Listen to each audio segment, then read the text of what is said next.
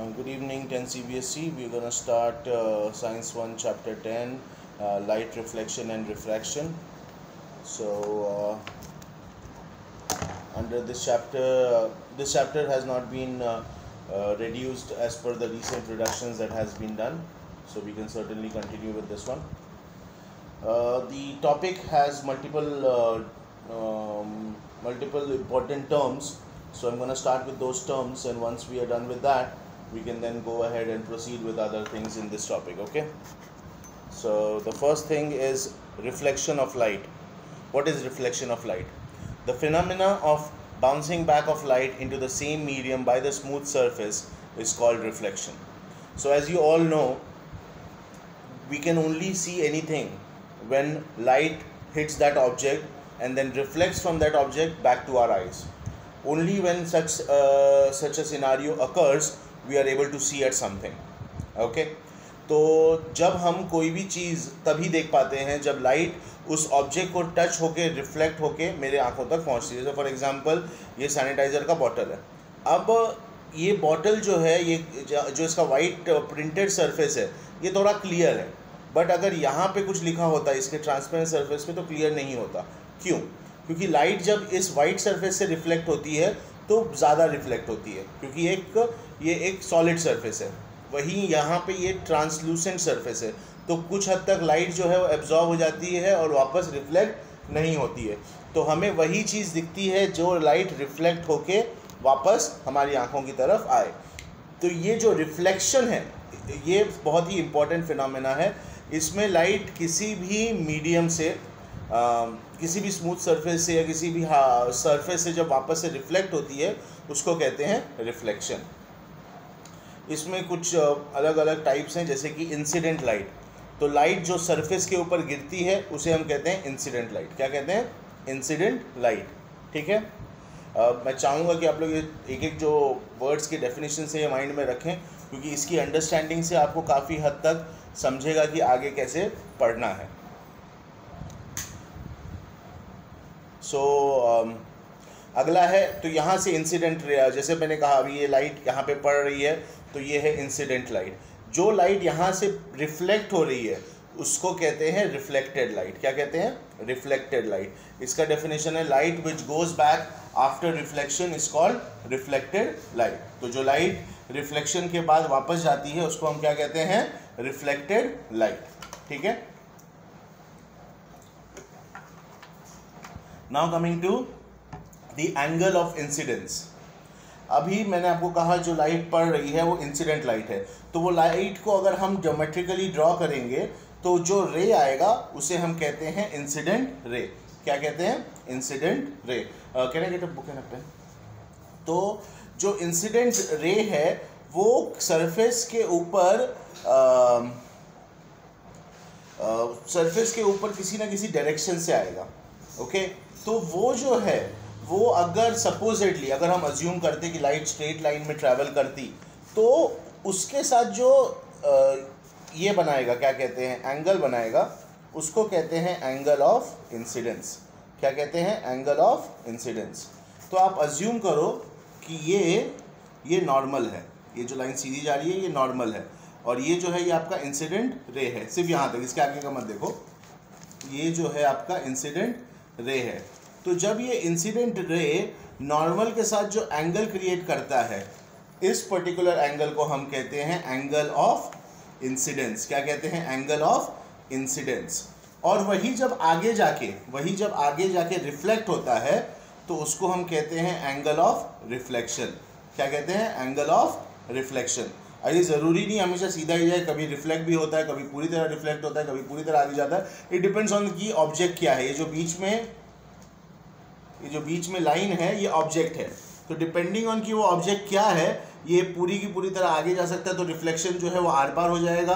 तो ये कभी कभी वापस से इस तरह से रिफ्लेक्ट हो सकता है, तब रिफ्लेक्शन जो है वो इस तरह का होगा, तो एंगल ऑफ इंसिडेंस इतना होगा, और एंगल ऑफ रिफ्लेक्शन जो है वो नीचे वाला हिस्सा होगा. तो डिपेंडिंग ऑन कि रिफ्लेक्शन किस तरफ हो रहा है, और इन दोनों के बीच में जो सीधी लाइन है इसको हम नॉर्मल कहते हैं, इसको हम नॉर्मल कहते हैं। यहाँ पे सब्जेक्ट की ऑब्जेक्ट से स्ट्रेट लाइन में जो उसका स्ट्रेट प्लेन है वो नॉर्मल है।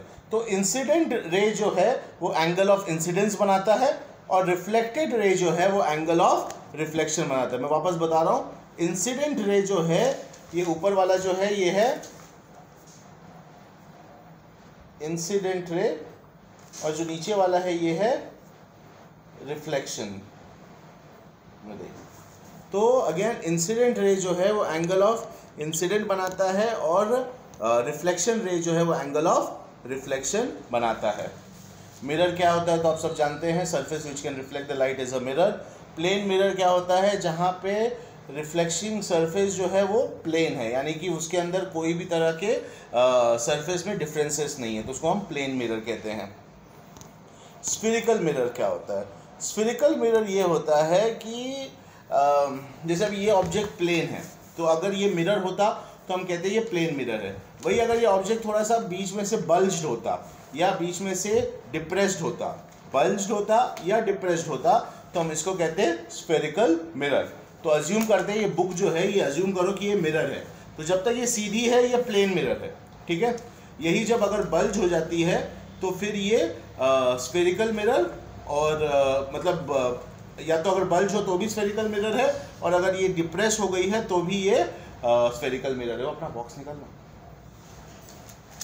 ठीक है। अब स्फेरिकल मिरर के दो टाइप्स होते हैं, एक है कॉन्वेक्स मिरर और एक है कॉनकेव मिरर।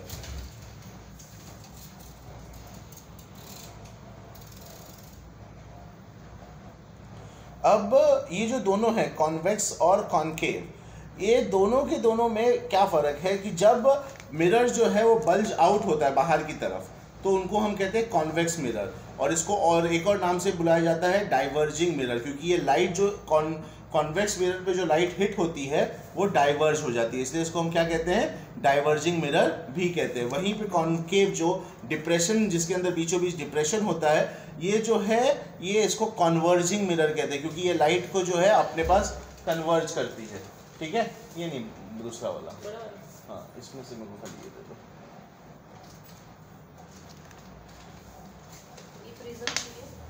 हाँ दे दो,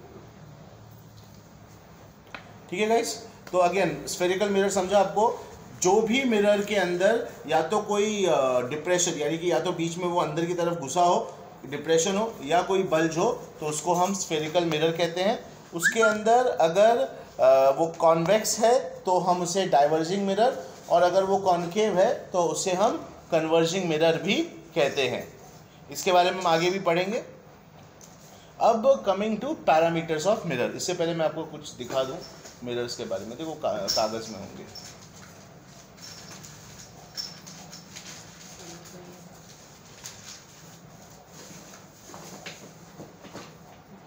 नहीं लो मैं दिखा दूँ।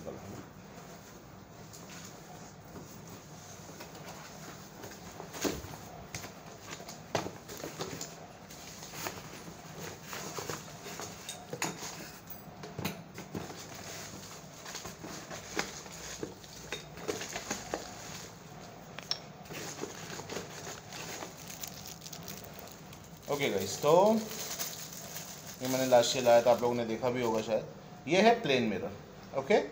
इसके अंदर कोई भी डिप्रेशन नहीं है, कोई भी ये नहीं है। इसके अंदर आप कोई भी लाइट जो इसको हिट करेगी वो सीधा सीधा रिफ्लेक्ट हो जाएगी, मतलब उसका जो रिफ्लेक्शन होगा वो कंप्लीट होगा, 100% होगा, डिपेंडिंग ऑन कि how good is the plane mirror. Obviously उसमें हल्का सा भी कुछ अगर डिप्रेशन हो या ऑब्जर्वेशन हो तो वो चेंज हो जाता है, ऐसा नहीं है। But compare to spherical mirrors इसके जो रिफ्लेक्शन होंगे वो कंप्लीट होंगे, वो 100% ऑपोजिट होंगे, ठीक है। इसको हम क्या कहते हैं, प्लेन मिरर कहते हैं। इसके बैकग्राउंड में आप देखोगे कि एक पेंट लगा होता है जिसके वजह से ये प्लेन हो रहता है। अगर इसके बैकग्राउंड में पेंट ये नहीं लगा रहे तो ये मिरर की जगह पे ग्लास बन जाएगा, ठीक है गाइस। अब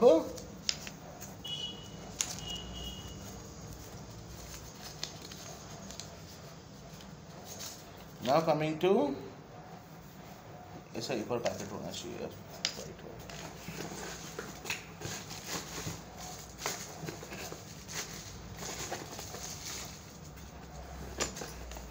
बस लग गया।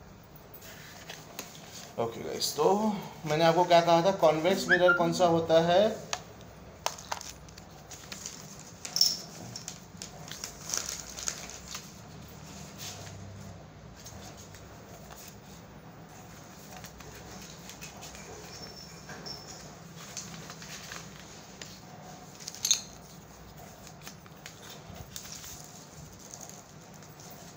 तो जिसमें बल्ज होता है उसको हम कॉन्वेक्स कहते हैं। क्या कहते हैं? कॉन्वेक्स मिरर कहते हैं। जैसे कि ये है, इसमें आप देख रहे हो बल्ज है, इसमें से जो लाइट है जो है वो क्या कहते हैं इसको, कॉन्वेक्स में लाइट डाइवर्ज होती है। क्या होती है? डाइवर्ज होती है, क्योंकि ये इसके ऊपर जो लाइट हिट हो रही है ना गाइस, ये डाइवर्ज हो रही है।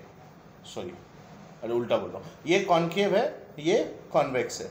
इसके अंदर, इसके ऊपर जब लाइट हिट हो रही है तो वो डाइवर्ज हो रही है, ठीक है। तो इसके ऊपर जो भी लाइट हिट होगी वो कम्प्लीटली डाइवर्ज होगी, और ये कॉन्केव है, इसके ऊपर जो लाइट हिट होगी वो कन्वर्ज होगी। इसमें से अगर आप देखोगे तो आपको रिफ्लेक्टिंग सरफेस जो है वो दूर का भी दिखेगा, ठीक है। और इसके अंदर अगर आप देखोगे तो दूर का रिफ्लेक्टिंग सरफेस क्लियरली नहीं दिखेगा, ब्लर हो जाएगा, क्योंकि ये डाइवर्ज करते जा रहा है। यानी कि जो भी लाइट इसको हिट हो रही है वो डाइवर्ज हो रही है। तो ये क्या है? ये है कॉन्वेक्स मिरर, ये डाइवर्ज करता है। इसमें अगर आप इसके अंदर आप फ़ोन भी देखोगे तो क्लियरली नहीं दिखेगा, वहीं अगर आप इसमें फ़ोन देखोगे तो दूर से आपको फ़ोन दिखाई देगा। ऐसा लगेगा कि फ़ोन बहुत दूर है मिरर के, जबकि टेक्निकली बहुत दूर नहीं है। लग रहा है ना ऐसा? अगर आप इसको देखोगे तो फ़ोन बहुत नज़दीक दिखेगा आपको मिरर के, बराबर। और अगर आप इसको देखोगे तो फ़ोन बहुत दूर दिखेगा। ये क्या है? ये है कॉन्वेक्स मिरर। इसको हम लोग डाइवर्जिंग मिरर भी कहते हैं, क्योंकि ये लाइट को डाइवर्ज करता है।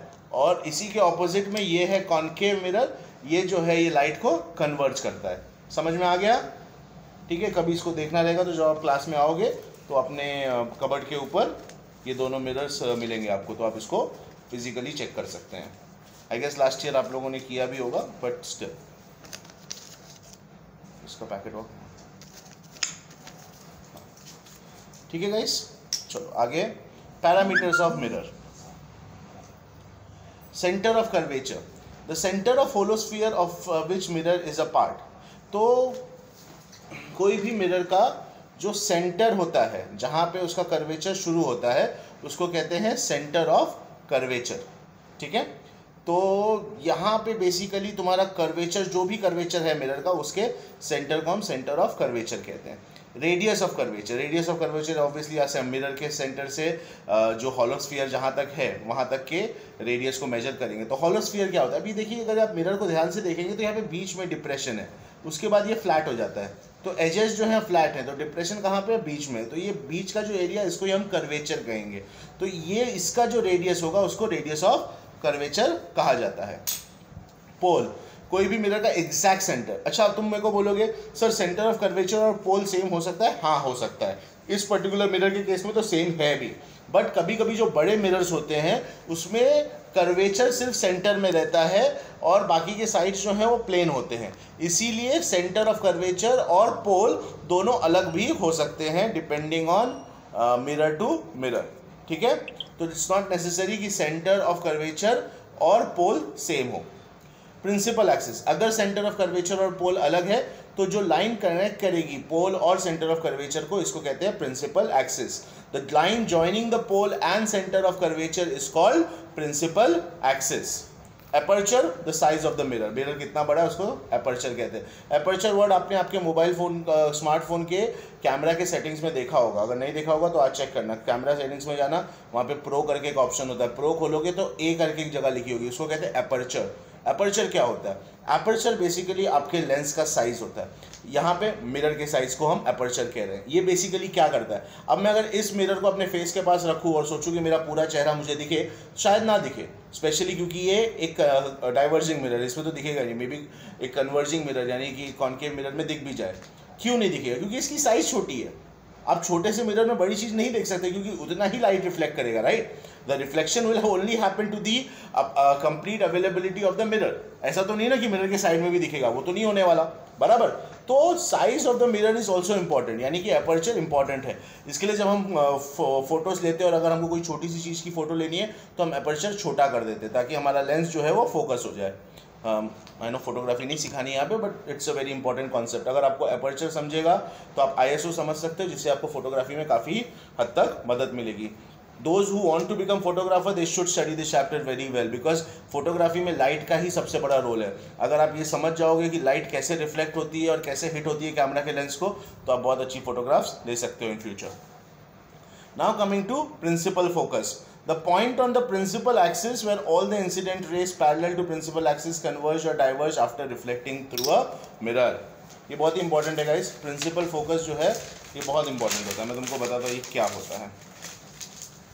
तो अब ये है प्रिंसिपल एक्सिस, हम लोग अज्यूम करते हैं ये पोल है, हम लोग ये अज्यूम करते हैं ये सेंटर ऑफ कर्वेचर है।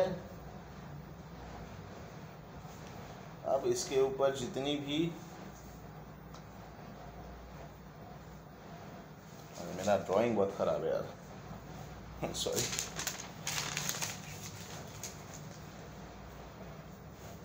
मैं तुम लोग को दिखा देता हूँ कि मैं बनाऊंगा ना तो मेरा इतना अच्छा नहीं बनेगा।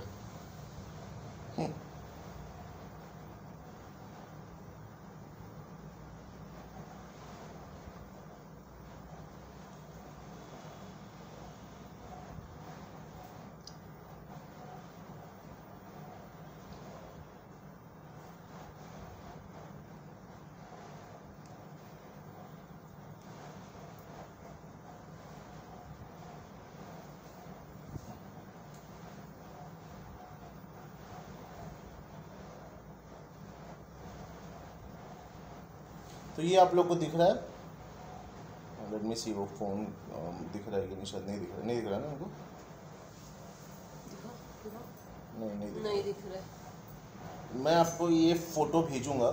इसमें बेसिकली आपको क्या समझना है कि जो भी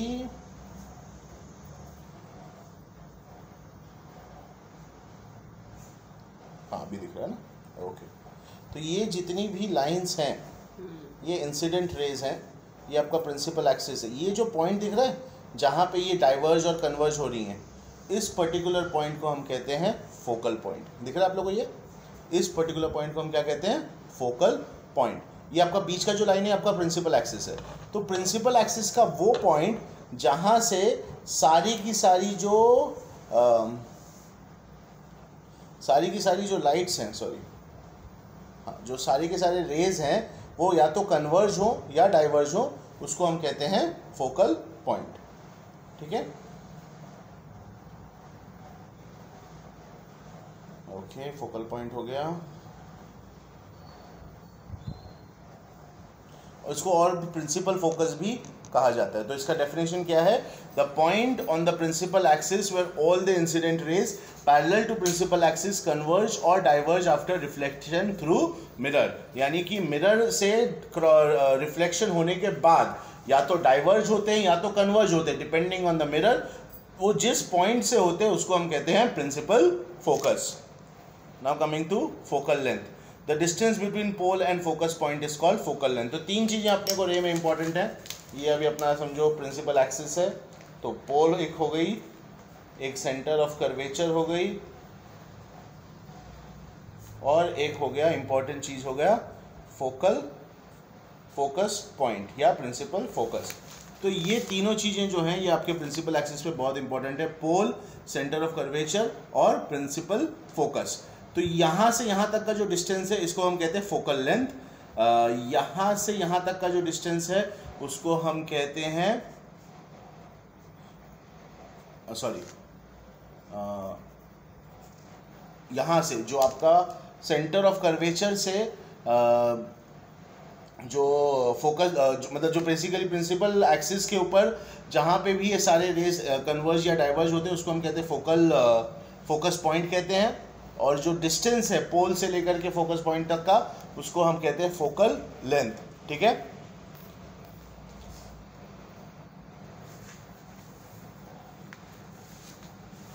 all right, now let's come to uses of concave mirror. It is used as a makeup mirror, the reflector in torches, in headlights of cars and searchlights, doctors, head mirrors, solar furnace. तो basically ये एक converging mirror है, यानी इससे reflect होकर जो भी light जाती है वो कम्प्लीटली कन्वर्ज होती है, एंड बिकॉज वो कन्वर्ज होती है तो वो फोकस करती है लाइट को। तो इसका क्या क्या यूसेज है, इसको हम यूज़ करते हैं मेकअप करने के लिए।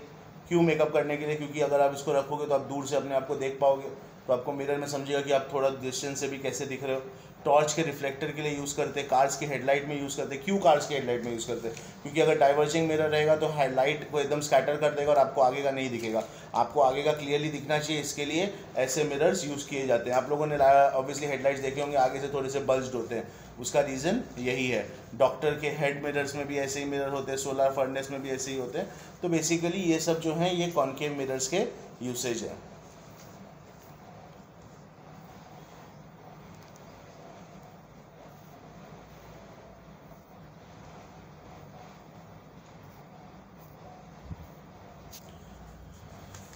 Okay, now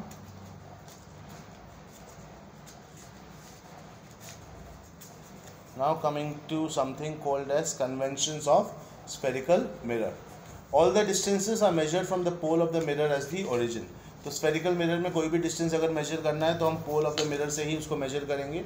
Distance measured in direction of incident rays are taken as positive. जो भी distance incident ray का है उसको positive लेते हैं। Distances measured opposite to direction of incident rays are taken as negative.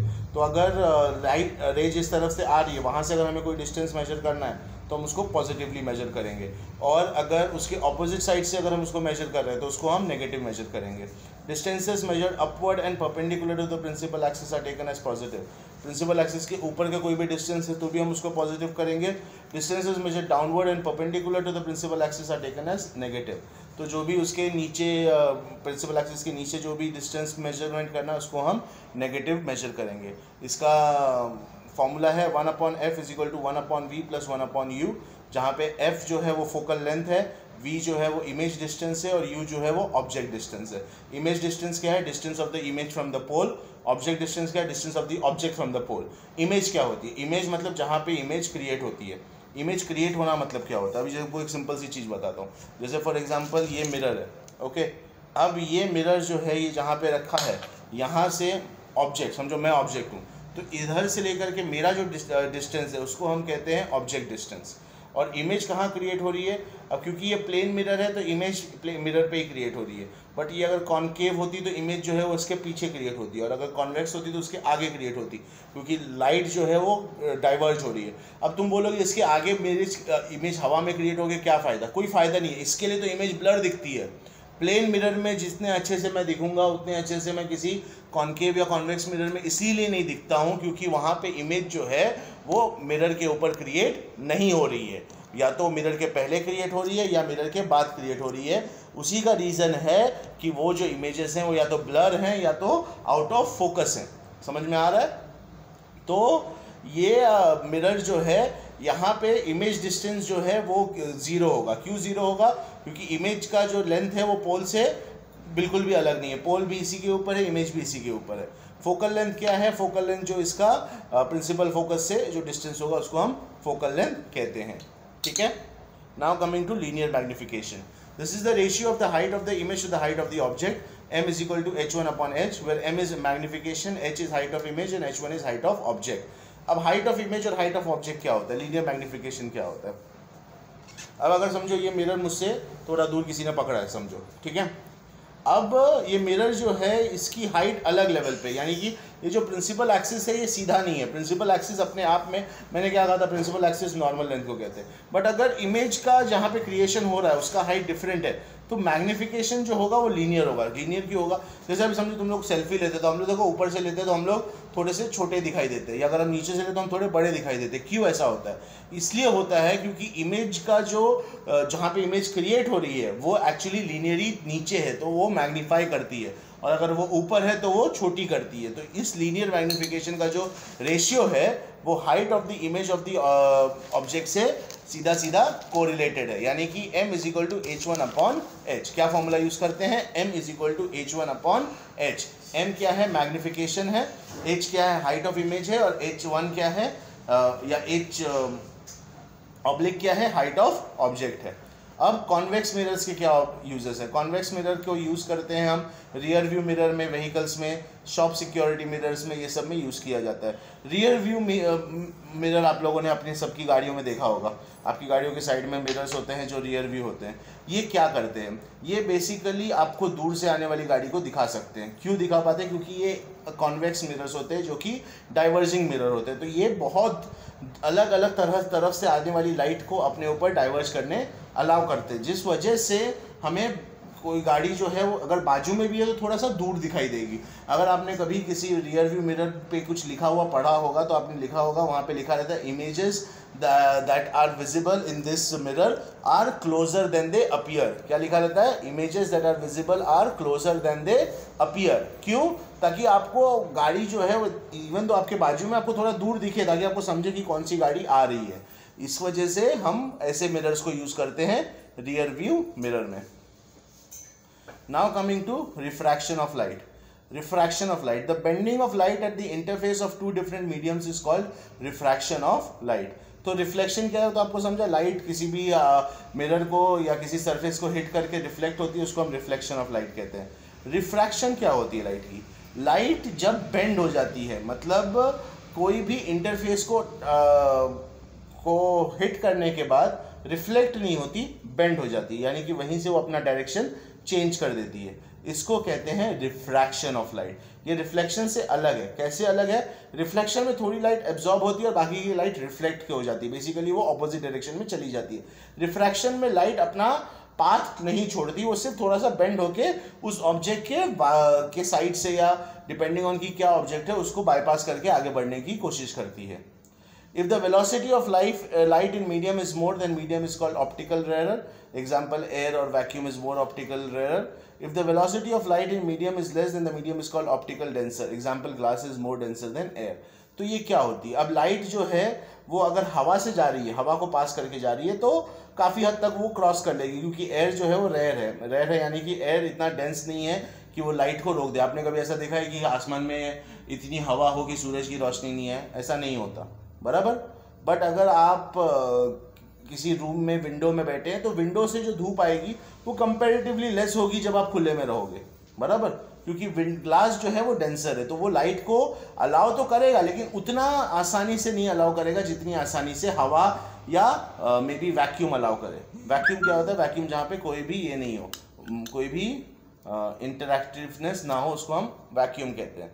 जहाँ पे कोई भी हवा नहीं, कुछ कोई भी तरीके का ऑब्जेक्ट ये नहीं हो, क्या बोलते हैं, बेसिकली जहाँ पे लाइट को बिल्कुल भी ऑब्स्ट्रक्शन ना हो, उसे हम वैक्यूम कहेंगे। तो वैक्यूम जो है वो ऑप्टिकल एयर या वैक्यूम जो है वो ऑप्टिकल रेयर है और ग्लास जो है वो डेंसर है। Now coming to refractive index, it represents the amount और extent of bending of light when it passes from one medium to another. Refractive index क्या है? वो अमाउंट और extent of bending of light को बताता है जब वो एक मीडियम से दूसरे मीडियम में जाता है। दो टाइप के रिफ्रैक्टिव इंडेक्स होते हैं, एक होता है रिलेटिव रिफ्रैक्टिव इंडेक्स और एक होता है absolute refractive index. Again, refractive index क्या बताता है? इट रिप्रेजेंट्स द अमाउंट और extent of bending of light when it passes from one medium to another, यानी कितना लाइट जो है वो रिफ्रैक्ट हो रहा है और कितने हद तक हो रहा है। दो टाइप के इंडेक्स होते हैं, एक होता है रिलेटिव रिफ्रैक्टिव और एक होता है absolute refractive. Refractive index of medium with respect to other medium is called relative refractive. Refractive index of medium 1 with respect to medium 2 is equal to speed of light in medium 2 upon speed of light in medium 1. तो basically इसके अंदर सब में speed of light he important है। जब हम दो surface को कंपेयर करते हैं कि भाई ये इसका इंडेक्स कितना है या उसका इंडेक्स कितना, तो उसको हम कहते हैं रिलेटिव रिफ्रैक्टिव इंडेक्स। तो अगर हमें ये मेजर करना है इसका तरीका क्या है? Speed of light in medium 2 upon speed of light in medium 1। जैसे फॉर एग्जांपल अगर हम ये ट्राइंगल प्रिज्म या ये ग्लास बार को कंपेयर करेंगे, तो अगर मुझे ये देखना है कि किसका रिफ्रैक्शन इंडेक्स कितना है, तो मैं स्पीड ऑफ लाइट इसमें से compare to speed divided by speed of light इसमें से अगर करूंगा तो मुझे इसका रिफ्रैक्शन इंडेक्स समझ में आ जाएगा। ठीक है। Refractive index of medium with respect to air or vacuum is called absolute refractive index. अब क्योंकि मैंने कहा था कि एयर और वैक्यूम जो होता है वो ऑप्टिकल रेयर होता है। रेयर मतलब जहाँ पे कोई ऑब्स्ट्रक्शन लाइट को नहीं मिलती। तो ऐसी जो चीज़ें हैं, अगर इसका रिफ्रैक्टिव इंडेक्स निकालना है तो उसको हम कहते हैं एब्सोल्यूट रिफ्रैक्टिव इंडेक्स। तो इसका फॉर्मूला क्या है? Speed of light in air upon speed of light in medium. क्योंकि ये ऑलरेडी एक रेयर ऑब्जेक्ट है, इसको किसी से कंपेयर नहीं कर सकते, तो हम इसको सिर्फ speed of light in air से कंपेयर करेंगे, जिससे समझ में आएगा कि वो उस मीडियम से कितना रिफ्रैक्शन इंडेक्स इसका क्रिएट हो रहा है। ठीक है। आई थिंक आज के लिए इतना ठीक है। Go through the topic. I will be sending you a small write up of whatever we discussed. And if you have any questions, WhatsApp me. All right.